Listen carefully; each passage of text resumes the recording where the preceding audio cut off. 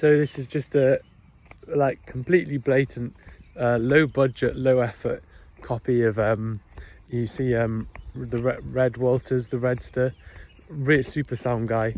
He did a video just like rate new cycling trends. So I'll do my own shit low budget version here, but anyway. So short cranks, it wasn't on his video, but it should have been on his video. Incroyable. Like, yeah, for me, since I've been on them, I've hit PBs across the board. I've been more comfortable and I've been more aero. I'm 6'3" or 1m90. I'm on 165s. I've been on 172.5s, and I've even got some 167s on my gravel bike. And I'm so sensitive to small changes, I can tell the difference, and I prefer my 165s. If I was just doing a straight hill climb, would I go, like if it was 10%, would I use 170s? Maybe, maybe not. It probably even depend on the duration. So yeah, I love my 165s. I'd like to test them more extensively, but just off sensations and like just feels a lot better. Yeah, it feels like my whole life I've never been able to quite get comfortable, quite feel right on a bike, and like like a few millimeters saddle, like makes all the difference. And 165 is just like, it's like now I actually like fit on a bike. Okay, next one, running.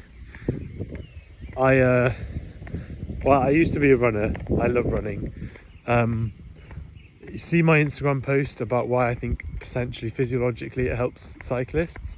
For me, and I know for some people this will work, for some people it won't. C'est parce qu'il libère mon esprit. Par exemple, the other day, before my race the other day, it was raining. I was on the turbo.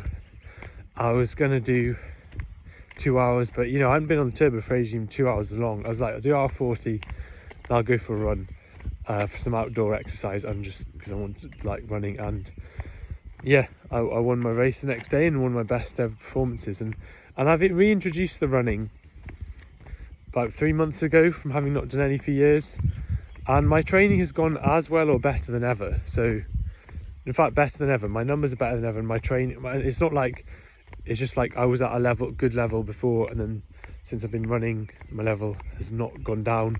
Like, my level has actually gone up a lot since I've been running. So minimum, it's no detriment, and it's just really good for health, happiness and longevity, which is why we do cycling. Next, trends. Single chain rings. No, you know, like one by. So I rate that idea. I've never used the little ring in a race, so I'm going to be testing out one by. Going to get that set up. Should save weight. No, it does save weight. Should save aero. Might lose a little bit of hypothetical drivetrain efficiency, but then I'm never actually using the little ring, because in a race, even with good Di2, I'm always too afraid to go into the little ring, because I'm afraid if I shift between big ring, little ring. Because I once went to Rydale, was well up for it, on good form. Switched from my big ring to my little ring. It got jammed. By the time I sorted out, the whole convoy had gone, and I'd done 8 hours of driving together for nothing. I've got anxiety about little to big ring changes, so that I like monoplateau. Next one. Narrow handlebars. Yeah, I think most people are on narrow bars. I think my definition of like, I don't think like 36, 38, certainly on the hoods, is narrow. I think so. Right now I've got some handlebars at 35 to 39, and then with the way I angled them in, they're probably about 33. And like, even if I wasn't riding for if I was just riding for fun, I'd still use them. You know, if I wasn't racing, I'd still use them. They just feel comfortable. So yeah, I rate narrow bars. Triathlon. You know, I probably will have a go at it someday, And sometimes, you know, I'm coaching a lot of triathletes now, but I think it's just not as sexy. It's just not, it doesn't have like I would, doing these races here, these French Elite Nationals, like I'd rather be a Conti rider getting paid like, yeah, you know, win some big French races, you know, or like, certainly I'd rather win one stage of the Tour de France than win Kona Ironman. Or I'd even rather, or let's just say compared to even running, I'd rather run like, or I'd rather be someone like Dewi Griffiths, who's 10 times Welsh cross country champion, and he's run like, I think he's run a 2:11 marathon. I'd rather be him than Christian Blumenfeld. Sorry, Christian.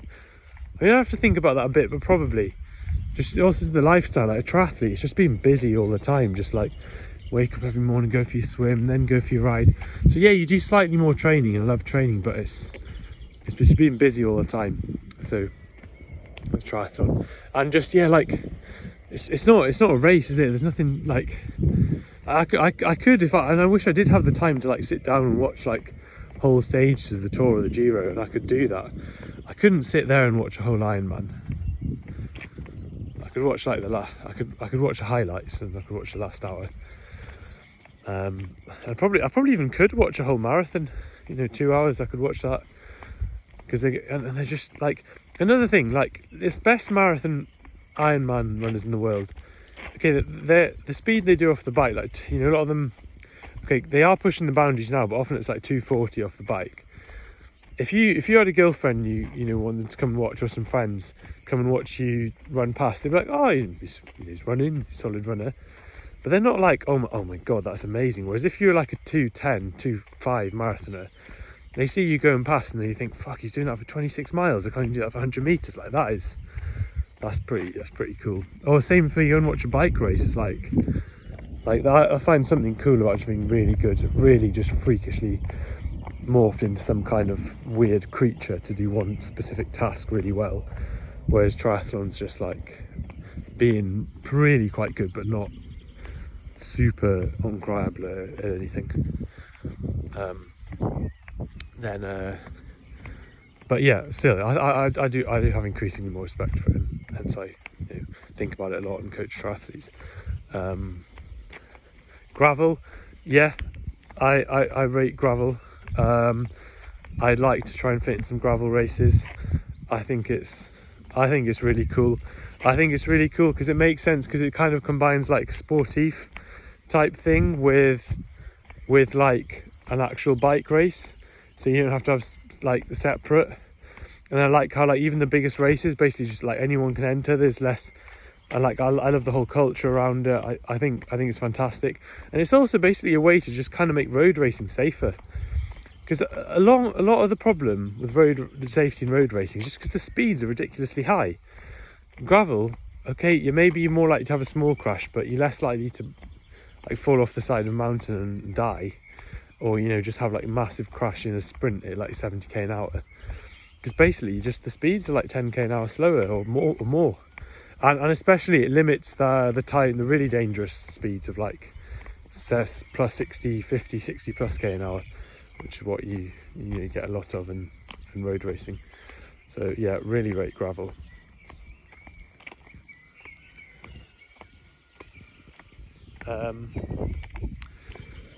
Instagram, like being an influencer, being like part of your, you know, kind of personal brand stuff, that would be, you know, I'd put that in like a middle tier if I was on I kind of don't mind doing a bit of social media like this now, but if I was going to do it properly, I'd find that a lot of effort. And yeah, I need to hire someone to do it, because I really don't like spending time on my phone, basically.